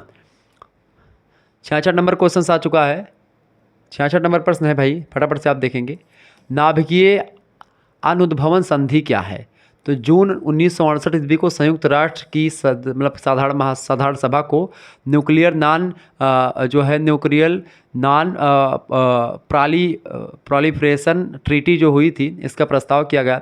इस प्रस्ताव को शून्य के विरुद्ध 10 मतों से स्वीकार कर लिया गया। अल्जीरिया, ब्राज़ील और पाकिस्तान ने मतदान इसमें नहीं किया था। ये नाभिकीय जो अनुद्भवन संधि थी, इसमें अल्जीरिया, ब्राज़ील और पाकिस्तान ने एक प्रकार से इसमें मतदान नहीं किया था। 67 नंबर प्रश्न है आपका, CTBT क्या है? CTBT जो है ये व्यापक आणविक परीक्षण प्रतिबंध संधि है, ठीक है, ये बात आप ध्यान रखेंगे। इसको CTBT बोलते हैं, क्लियर। ये विश्व भर में किए जाने वाले जो परमाणु परीक्षण है उन पर रोक लगाने के उद्देश्य से लाई गई संधि थी। यह समझौता है जिसका भारत और अन्य देशों के अलावा अमेरिका के साथ सह प्रस्तावक था, मतलब भारत भी था। और भारत एक प्रकार से, चूंकि भारत ने नहीं किया था, शुरुआत में 4-5 ही देश थे या 4 देश थे या 3 देश थे जिन्होंने ऐसा किया था। भारत भी एक प्रकार से उसमें कर लिया, फिर और भी लोगों ने किया, ठीक है, परमाणु परीक्षण। चाइना ने भी किया, मतलब कि उसने क्या बोलते हैं, पाकिस्तान ने भी परमाणु परीक्षण कर लिया। पोखरण में क्या हुआ? भारत का परमाणु परीक्षण हुआ था। अगला क्वेश्चन से 68 नंबर, निशस्त्रीकरण और शस्त्र नियंत्रण में क्या अंतर है? निशस्त्रीकरण का संबंध होता है अंतर्राष्ट्रीय समझौते के अनुसार युद्ध सामग्री तथा सैनिकों की संख्या में कटौती करना, यानी कम करना। जबकि शस्त्र नियंत्रण का संबंध उन सभी अंतर्राष्ट्रीय उपायों या समझौतों से होता है जो उन शस्त्रों के प्रयोग को सीमित करते हैं जिनको प्रयोग की आशा दी गई है। इससे अभिप्राय निषिद्ध कार्यों की व्याख्या लागू करने से है, ना कि कुछ प्रकार के शस्त्र या सैनिकों को रखने से है। यानी इसमें एक प्रकार से शस्त्र नियंत्रण में एक प्रकार से जो है कुछ प्रकार के शस्त्र और सैनिक रखने से एक प्रकार से इसका अभिप्राय नहीं है। इसका अभिप्राय निषिद्ध कार्यों की व्याख्या लागू करने से, ठीक है, ये बात आप ध्यान रखेंगे।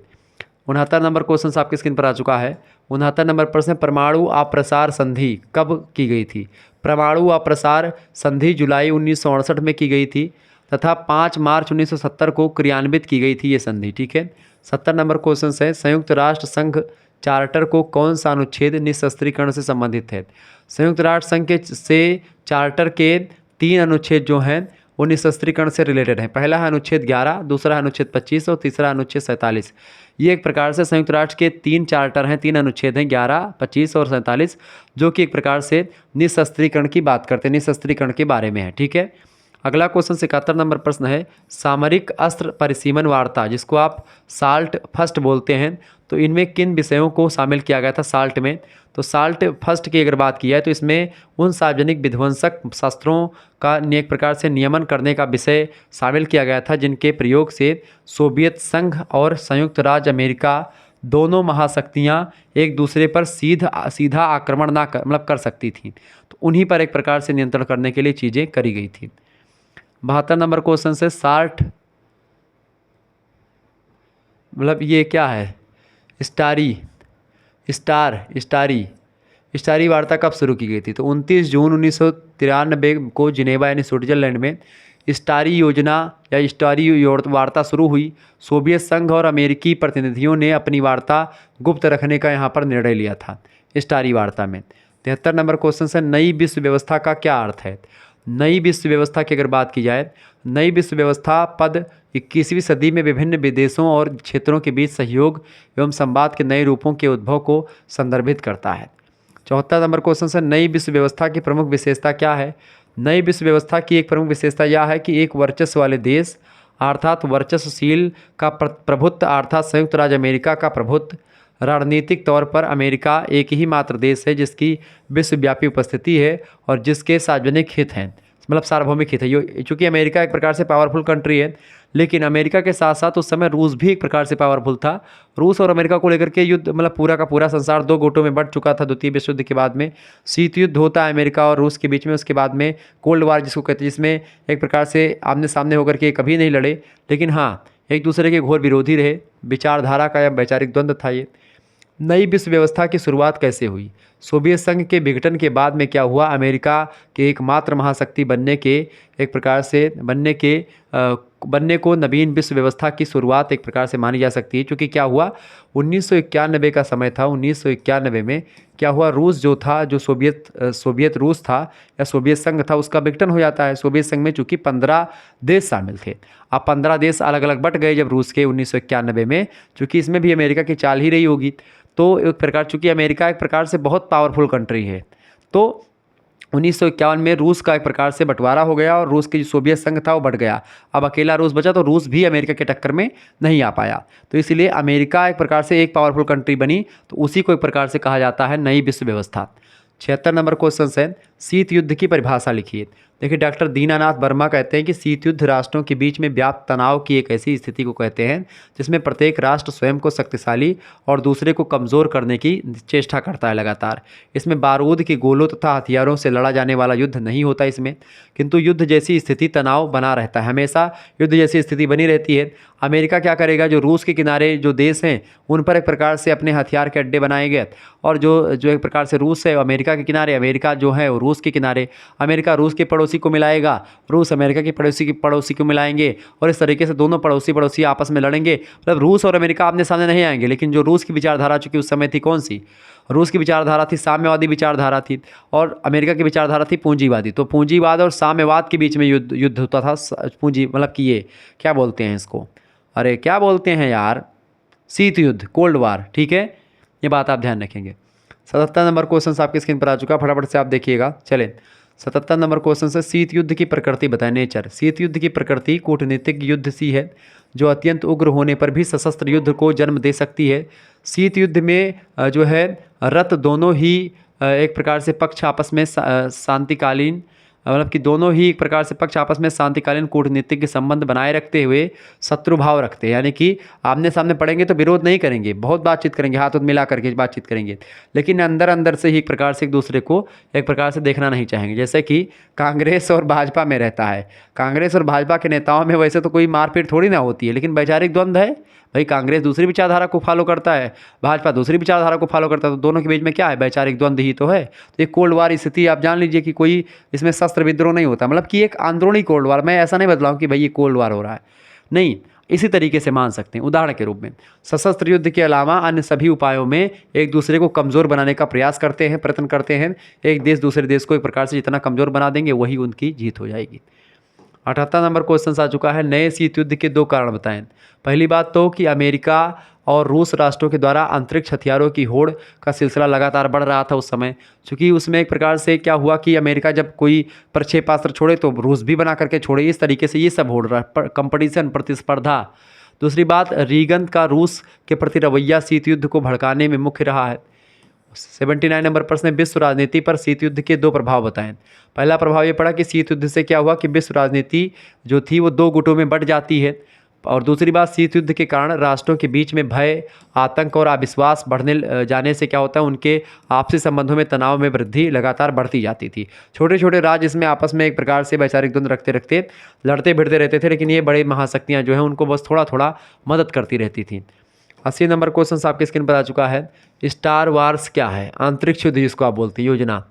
तो 23 मार्च 1983 को राष्ट्रपति रीगन ने राष्ट्र को संबोधित करते हुए स्टार वार्स संबंधी घोषणा की। इस योजना के अंतर्गत 2000 युद्धमान अंतरिक्ष में तैरेंगे तथा मतलब कि आधुनिकतम आयुध, यानी आयुध माने वस्त्र, मतलब अस्त्र, तो आयुधों से घुसपैठियों के प्रक्षेपास्त्रों को नष्ट करेंगे। तो ये था एक प्रकार से स्टार वार्स, ठीक है। 81 नंबर क्वेश्चन से, जिनेवा वार्ता के 2 परिणाम बताइए। जिनेवा स्विट्जरलैंड की राजधानी, मतलब स्विट्जरलैंड में पड़ता है। परमाणु युद्ध कभी नहीं लड़ा जाना चाहिए। पहली बात तो जिनेवा वार्ता में कहा गया कि परमाणु युद्ध कभी नहीं होगा, यानी कि ऐसा नहीं कि कोई देश एक परमाणु उठा करके पाकिस्तान भारत पर मार दे, भारत उठा करके पाकिस्तान पर मार दे, ऐसा नहीं करना है, ठीक है। यानी ये परमाणु युद्ध नहीं होगा। कोई भी एक पक्ष अपना सैनिक वर्चस्व कायम रखने की कोशिश नहीं करेगा। इसके अलावा दूसरी बात, परमाणु की होड़ पर काबू पाने के लिए दोनों पक्ष वार्ता को तेज़ी से आगे बढ़ाएंगे, चाहे जो भी देश हो। तो इसमें जिनेवा वार्ता के ये 2 परिणाम बताए गए, ठीक है। आगे देखते हैं 82 नंबर क्वेश्चन से, वार्सा पैक्ट क्या है।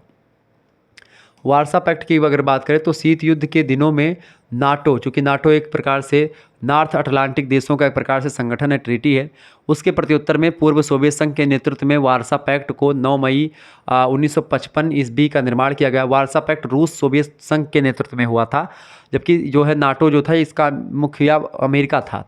ठीक है, इसीलिए इन्होंने वार्सा पैक्ट किया था 9 मई 1995 को। वार्सा संधि के अनुच्छेद 5 के अंतर्गत एक संयुक्त कमान बनाई गई, जिसका मुख्यालय मॉस्को यानी रूस की राजधानी में रखा गया। शीत युद्ध की समाप्ति के माहौल में 1 जुलाई 1991 ईस्वी को वार्सा पैक्ट समाप्त कर दिया गया था। चूँकि क्या हुआ कि 1955 में बनाया गया था और 1991 में चूँकि जब रूस का विघटन हो गया, रूस भंग हो गया, तो ये भी एक प्रकार से भंग हो गया था। 83 नंबर क्वेश्चन से शीत युद्ध की समाप्ति के अंतर्राष्ट्रीय राजनीति पर क्या प्रभाव पड़ा? अंतर्राष्ट्रीय राजनीति पर बहुत प्रभाव पड़ा शीत युद्ध की समाप्ति का, क्योंकि अंतर्राष्ट्रीय राजनीति के तनाव में कमी आई और कुछ संकटपूर्ण जो समस्याएं थी उसका हल खोजना सरल हो गया। शीत युद्ध के अंत में क्या हुआ कि पूर्व सोवियत संघ का अस्तित्व समाप्त हो जाता है, और जब सोवियत संघ का अस्तित्व समाप्त हो जाता है उसके बाद में रूस नामक महाशक्ति आती है, यानी रूस एक अकेला देश हो जाता है। उसमें पहले बहुत सारे देश शामिल थे। 84 नंबर क्वेश्चन से विदेश नीति से आप क्या समझते हैं? विदेश नीति अंतर्राष्ट्रीय राजनीति का एक महत्वपूर्ण साधन है। राष्ट्रों के जो पारस्परिक संबंध स्थापित होते हैं उनका निर्धारण विदेश नीति के द्वारा ही किया जाता है। एक देश की दूसरे देश के प्रति क्या नीतियाँ होंगी, वही विदेश नीति होती है। ठीक है, 85 नंबर क्वेश्चन से विदेश नीति की कोई एक परिभाषा दीजिए। तो विदेश नीति जो होती है वो राज्य की गतिविधियों का यानी देश की गतिविधियों का वह व्यवस्थित तथा विकसित रूप होता है, जिसके माध्यम से क्या होता है, दूसरे राज्यों के व्यवहार को बदलने तथा अपने व्यवहार को अंतर्राष्ट्रीय वातावरण के अनुसार बदलने का प्रयास किया जाता है।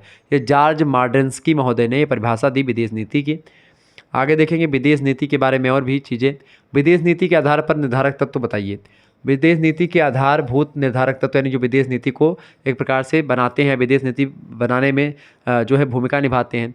पहला है आत्मरक्षा, दूसरी है राष्ट्रीय संप्रभुता और अखंडता की रक्षा, तीसरी है राष्ट्रीय सुरक्षा, चौथी है राष्ट्र के आर्थिक हितों की रक्षा। ये एक प्रकार से विदेश नीति के आधारभूत निर्धारक तत्व हैं। इन्हीं सभी चीज़ों को ध्यान में रख करके हर एक देश अपनी विदेश नीति को तैयार करते हैं, बनाते हैं। 87 नंबर क्वेश्चन से विदेश नीति के विशिष्ट निर्धारक तत्वों का वर्णन कीजिए।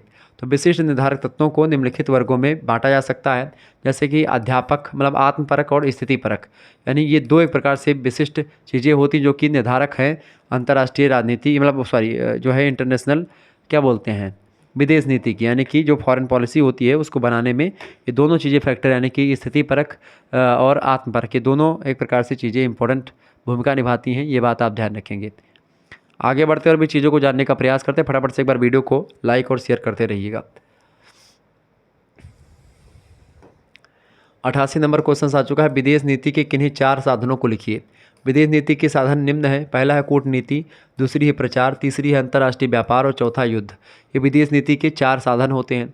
89 नंबर क्वेश्चन से कूटनीति किसे कहते हैं? तो किसी देश के द्वारा अपनी विदेश नीति को क्रियान्वित करने के लिए जिस नीति का प्रयोग किया जाता है उसी नीति को ही कूटनीति कहते हैं।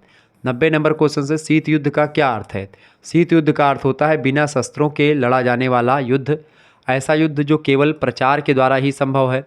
शीत युद्ध का प्रथम आधार प्रदर्शन, द्वितीय नारे मतलब कि आधार प्रदर्शन पहला, दूसरे पे नारा चलेगा खूब। इन दोनों का ही लक्ष्य अपने पक्ष में प्रतिद्वंदी के विरुद्ध लोकमत तैयार करना होता है कि भाई कितने देश हमारे पक्ष में, कितने आपके पक्ष में हैं। इस तरीके से हर एक देश अपने आप को बढ़ाने के प्रयास। वैसे रूस और अमेरिका के बीच में ही शीत युद्ध हुआ था।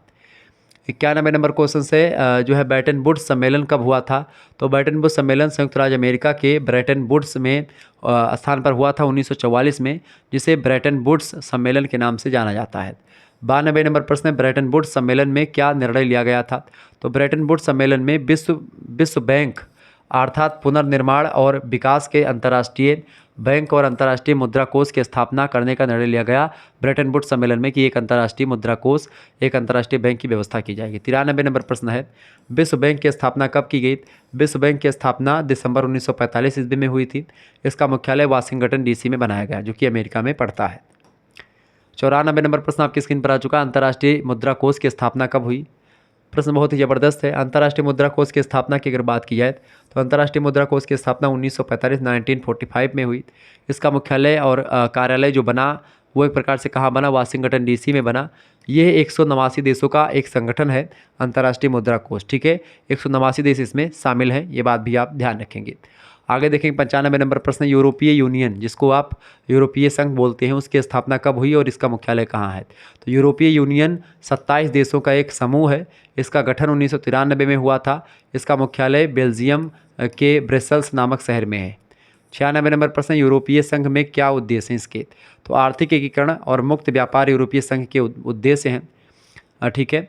आर्थिक गतिविधियों का समन्वित विकास, संतुलित आर्थिक विस्तार, जीवन स्तर को ऊंचा उठाना, रोजगार के अधिक अवसर उपलब्ध करवाना तथा मुद्रा स्थायित्व की व्यवस्था करना, ये संघ के उद्देश्य शामिल थे। यूरोपीय संघ में यानी यूरोप के देश शामिल हैं और यूरोप देश के जो देश इसमें शामिल हैं यूरोपीय संघ में, उनमें एक प्रकार से मुक्त व्यापार हो, मुक्त व्यापार हो, कोई टैक्स वगैरह ना लगे, आर्थिक गतिविधियों का समन्वित विकास हो, संतुलित आर्थिक विस्तार हो, जीवन स्तर को ऊंचा उठाना है, रोजगार के स्तर को बढ़ाना है। ये सब एक प्रकार से यूरोपीय संघ के देशों का उद्देश्य रहा। ठीक है।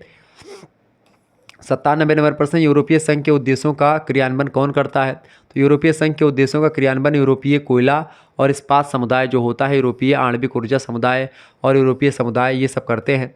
यूरोपीय समुदाय सदस्य राष्ट्रों की अर्थव्यवस्थाओं पर नज़र रखता है और यह कोशिश करता है कि अर्थव्यवस्था के सभी क्षेत्रों का एक समुदाय में एकीकरण किया जाए। ठीक है। आगे देखेंगे यूरोपीय संघ की संस्थाएं कौन कौन सी हैं। यूरोपीय संघ की संस्थाओं की अगर बात की जाए तो इसमें कई संस्थाएं शामिल हैं, जैसे कि संसद इसमें एक है, एक यूरोपीय परिषद है, एक यूरोपीय आयोग है, एक न्यायालय है यूरोपीय, एक लेखा परीक्षकों का न्यायालय है जो कि एक प्रकार से सभी की जांच वगैरह करता है। 99 नंबर प्रश्न है, क्षेत्रीयवाद की परिभाषा दीजिए।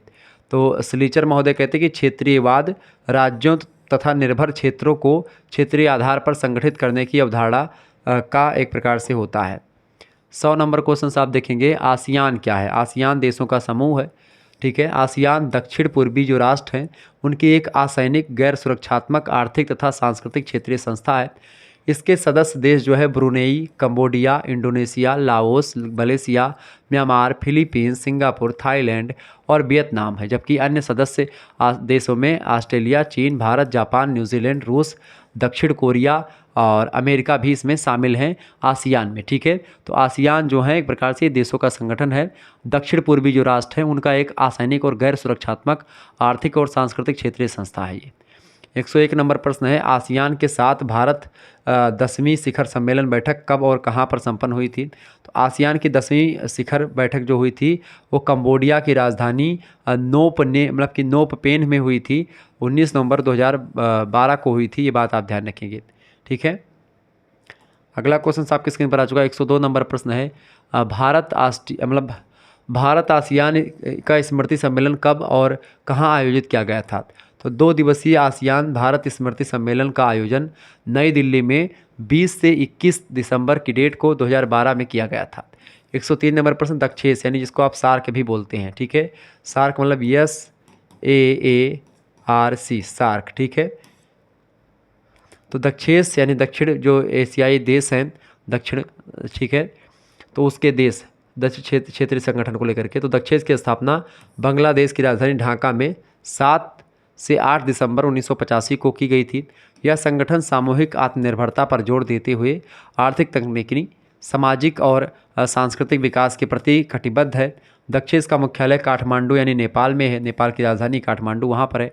इसके सदस्य देशों की अगर बात की तो भारत, बांग्लादेश, भूटान, नेपाल, पाकिस्तान, श्रीलंका, मालदीव और इसके अलावा अफगानिस्तान, ये सब इसके सदस्य देश है किसके? दक्षेस के यानी सार्क के। ठीक है। ध्यान रखेंगे इस बात को। दक्षेस की अगर बात की, दक्षेस का जो 17वां शिखर सम्मेलन हुआ, दक्षेस का 17वां शिखर सम्मेलन कब और कहाँ पर आयोजित किया गया था? दक्षेस का 17वां शिखर सम्मेलन 10 से 11 नवंबर 2011 को मालदीव के आतोल द्वीप पर आटू सिटी में संपन्न हुआ था। मालदीव एक छोटा सा द्वीप है जिसको लेकर के हाल फिलहाल में विवाद में रहा है। मोदी जी एक प्रकार से जाकर के लक्षद्वीप पर, वही बगल में लक्षद्वीप से नीचे है मालदीव। ठीक है। मोदी जी जाकर के कुर्सी लगा करके लक्षद्वीप पर बैठे और जितने भी हीरो हीरोइन थे भारत के ही नहीं बल्कि दुनिया के, वो सब आकर के मालदीव को छोड़ करके लक्षद्वीप पर छुट्टियां मनाने चले जाने लगे। ठीक है। तो ये चीज़ें देखें। 105 नंबर प्रश्न है, क्वाड की स्थापना कहाँ हुई थी? क्वाड भी एक देशों की संस्था है। क्वाड 2017 में अस्तित्व में आया था, लेकिन इसकी शुरुआत जो हुई 2004 में हिंद महासागर में हुई। जो भूकंप आया था और सुनामी आई थी उसके समय में क्वाड की स्थापना करी गई थी, 2004 में ही। 106 नंबर प्रश्न है, क्वाड क्या है? क्वाड जिसे चतुर्भुज सुरक्षा वार्ता भी कहते हैं, उसको क्वाड बोलते हैं, ठीक है, इसके रूप में जाना जाता है, चतुर्भुज सुरक्षा। औपचारिक रणनीतिक मंच है ये, जिसमें 4 राष्ट्र शामिल हैं। उन 4 राष्ट्रों में संयुक्त राज्य अमेरिका, भारत, ऑस्ट्रेलिया और जापान शामिल है। ये सब एक प्रकार से जो एक प्रकार से महासागर है, खास करके हिंद महासागर, उससे जुड़े हुए हैं ये ट्रीटी, ठीक है। आगे देखते हैं हिंद महासागर रिम एसोसिएशन। हिंद महासागर रिम एसोसिएशन का फुल फॉर्म क्या होता है? हिंद महासागर रिम एसोसिएशन को आइकोरा बोलते हैं, आई को मतलब IORA, यानी कि मतलब कि यहाँ पर देखिए हिंद महासागर इंडियन ओशियन रिम एसोसिएशन, ठीक है। हिंद महासागर रिम एसोसिएशन एक अंतर सरकारी गैर संगठन है, जिसे मार्च 1997 में स्थापित किया गया था। इसमें 25 सदस्य देश जो है इसमें शामिल है। 108 नंबर प्रश्न, ब्रिक्स क्या है? ब्रिक्स भी एक देशों का संगठन है। इसकी स्थापना कब हुई? तो ब्रिक्स विश्व की उभरती हुई अर्थव्यवस्थाओं, खास करके ब्रिक्स की अगर बात की तो ब्रिक्स देखें BRI, ठीक है, CS, ये होते हैं ब्रिक्स। अब एक B मतलब होता है ब्राज़ील, ठीक है, R माने होता है रूस, I माने होता है इंडिया यानी भारत, C माने होता है आपका चाइना, और यस का मतलब क्या? यस यानी बाद में शामिल हुआ साउथ अफ्रीका, आपका दक्षिण अफ्रीका, ठीक है, यानी कि बाद में शामिल हुआ। पहले ब्रिक ही था, बाद में इसमें दक्षिण अफ्रीका भी शामिल हुआ, तो फिर ये ब्रिक्स हो गया, ठीक है, ध्यान रखेंगे। ये इसका संक्षिप्त रूप है। इसका गठन 16 जून 2009 में हुआ था। इसका मुख्यालय संघाई में है, ठीक है, संघाई चाइना में पड़ता है आपका। आगे देखेंगे अगला क्वेश्चन से 109 नंबर प्रश्न आपकी स्क्रीन पर आ चुका है। इसके अलावा यहाँ पर आप देखें को करिकुलर मास्टर लिखा हुआ है। को करिकुलर मास्टर ये एक प्रकार से आपका दूसरा चैनल है, यानी कि शुक्ला स्टडी पॉइंट के द्वारा ही स्थापित एक चैनल है, जो आप लोगों के सहायता के लिए बनाया गया है। आप लोगों की जो को करिकुलर की परीक्षाएं होती हैं उसके लिए बहुत ही महत्वपूर्ण है। तो को करिकुलर की परीक्षाओं के लिए तैयार किया गया चैनल है, जिसमें आपको communication skill and personality development की बहुत सारी वीडियोस आपको दिखेंगी यहाँ पर, ठीक है। तो आप जा करके वहाँ पर देख लें, प्लेलिस्ट में आपको बहुत सारी वीडियो मिल जाएंगी। इसके अलावा जब आप 6 सेमेस्टर के बाद में आप आगे जाएंगे तो आगे आपको क्या करना चाहिए, और इसको लेकर के तमाम डाउट जो आपके मन में चलते हैं, इस चैनल पर अगर आप जाएंगे तो कई सारी वीडियोज़ मैंने BTC करें, B.Ed करें, क्या ना करें, ये सारी जानकारी BSc के मतलब कि BA के बाद में MA करें कि B.Ed करें, ऐसे तमाम वीडियो आपको वहाँ पर मिल जाएंगे, ठीक है। तो आप जाकर के देख लें, चैनल को सब्सक्राइब कर दीजिएगा, आपका ही चैनल है। 109 नंबर प्रश्न है मतलब कि बिम्स्टेक भी एक प्रकार से देशों का संगठन है। बिम्स्टेक जो है 7 सदस्य देशों का एक प्रकार संगठन है, जिसमें बिम्स्टेक में बांग्लादेश, भूटान, भारत, नेपाल, श्रीलंका, म्यांमार और थाईलैंड देश शामिल हैं। यह एक क्षेत्रीय संगठन है। क्या है भैया? एक क्षेत्रीय संगठन है। इसकी स्थापना 6 जून 1997 को बैंकॉक घोषणा के माध्यम से हुई थी। 110 नंबर प्रश्न, संघाई सहयोग संगठन जिसको आप SCO कहते हैं, इसकी ट्रस्ट की स्थापना कब हुई थी? संघाई सहयोग संगठन एक अस्थायी अंतर्राष्ट्रीय अंतर सरकारी संगठन है। संघाई सहयोग संगठन का निर्माण जून महीने के 2001 ईस्वी में किया गया था, ठीक है। 111 नंबर क्वेश्चन आपके स्क्रीन पर आ चुका, फटाफट से आप देखेंगे। प्रश्न, मेकांग गंगा परियोजना से आप क्या समझते हैं? तो यह गंगा और मेकांग नदी की घाटियों को साझा करने के लिए वाले जो देश हैं उनके बीच में बेहतर संबंधों को बढ़ावा देने के लिए तैयार की गई एक परियोजना है। इसकी स्थापना 10 नवंबर 2000 ईस्वी को वियतनाम यानी लाओस में की गई थी, ठीक है। तो मेकांग गंगा परियोजना यही है। 112 नंबर क्वेश्चन से वैश्वीकरण क्या अर्थ है? वैश्वीकरण यानी ग्लोबलाइजेशन। तो वैश्वीकरण एक सतत प्रक्रिया है जिसमें दुनिया के सभी देश जो होते हैं एक दूसरे से आर्थिक रूप से यानी इकोनॉमिकली, पॉलिटिकली और कल्चरल रूप से एक प्रकार से अंतर संबंधित होते हैं। एक दूसरे की राजनीति, आर्थिक और सांस्कृतिक चीज़ों को देखते हैं, जानते और सीखते हैं और सिखाते भी हैं। 113 नंबर क्वेश्चन आपके स्क्रीन पर आ चुका है, फटाफट से आप देखेंगे। 113 नंबर प्रश्न, वैश्वीकरण की विशेषताएं क्या है? वैश्वीकरण के कारण क्या होता है? देशों के बीच में व्यापार की वृद्धि होती है और विभिन्न क्षेत्रों में नवीनतम तकनीकी और वैज्ञानिक विकास होता है। क्योंकि आज अगर वैश्विक चीज़ें ना होती, विश्व स्तर की चीज़ें, तो आज जो हम उपकरणों का प्रयोग कर पा रहे हैं वो ना कर पाते, क्योंकि बहुत सारी देश से बहुत सारी चीज़ें हम नहीं बना पाते हैं और विभिन्न देश भी नहीं बना पाते हैं। कुछ हम बनाएंगे, कुछ अमेरिका बनाएंगे, कुछ रूस बनाएंगे, कुछ जापान बनाएगा, कुछ ब्रिटेन बनाएगा, कुछ जर्मनी बनाएगा। ऐसे ऐसे हर एक देश कुछ ना कुछ बनाएंगे और हर एक देश, जैसे मान लें भारत ने कुछ बनाया तो भारत से अमेरिका चला गया, अमेरिका ने कुछ बनाया तो अमेरिका भारत वाले को भेज देगा। इस तरीके से हर एक देश में एक प्रकार से क्या होता है, कुछ ना कुछ एक प्रकार टैलेंट होते हैं। तो वो टैलेंट जब सभी लोग पूरा विश्व विश्व मिलता है तो और आगे बढ़ते चीज़। तो वैज्ञानिक विकास और जो तकनीकी विकास होता है इसको बढ़ाने के लिए वैश्वीकरण बहुत ज़रूरी है। इसके साथ ही लोगों के बीच विचारों का, विचारधाराओं का, भूमिकाओं का, सांस्कृतिक मान्यताओं का आदान प्रदान भी होता है। क्योंकि आज हम जो कटा-फटा जीन्स पहन रहे हैं या फिर जो आजकल हम तमाम प्रकार के मॉडर्न चीज़ें, मॉडर्न लोग बोल रहे हैं मॉडर्न, ये मॉडर्न है, वो मॉडर्न है, दुनिया भर का लोग पहन रहे हैं तमाम प्रकार के वस्त्रों को। आज हम पैंट शर्ट पहने तो पैंट शर्ट भी एक प्रकार से विदेशियों की देन है। हम लोग धोती कुर्ता पहनने वाले हैं। ठीक है, ये बात आप ध्यान रखेंगे। 114 नंबर क्वेश्चन से वैश्वीकरण का प्रमुख तत्व क्या है? वैश्वीकरण के प्रमुख तत्वों में व्यापार, विदेशी प्रत्यक्ष निवेश, पूंजी प्रवाह, प्रवास, प्रौद्योगिकी में प्रचार के माध्यम से राष्ट्रीय अर्थव्यवस्थाओं को का अंतर्राष्ट्रीय अर्थव्यवस्थाओं में एकीकरण हो सका है। ये बात आप ध्यान रखेंगे। अगला क्वेश्चन से आपका 115 नंबर क्वेश्चन आप देखेंगे। 115 नंबर क्वेश्चन आपकी स्क्रीन पर आ चुका है। प्रश्न क्या है भैया? प्रश्न है बहुध्रुवीय विश्व का क्या अर्थ है? तो बहुध्रुवीय का अर्थ होता है अंतर्राष्ट्रीय संबंधों में कई शक्ति केंद्रों का अस्तित्व। वासाबी के अनुसार, वासाबी कहते हैं कि बहुध्रुवीय व्यवस्था में बहुत से बड़े तथा सामान्य रूप से एक जैसी शक्ति या क्षमता वाले कम से कम 5 राज्य शामिल होते हैं। ये होती है बहुध्रुवीय विश्व का अर्थ। विचारधारा के अंत से क्या तात्पर्य है? तो विचारधाराओं के अंत की अवधारणा का तात्पर्य यह है कि औद्योगिक विकास के उन्नत चरण में किसी देश का सामाजिक आर्थिक संगठन उसके विकास के स्तर से निर्धारित होता है, ना कि राजनीतिक विचारधारा से होता है।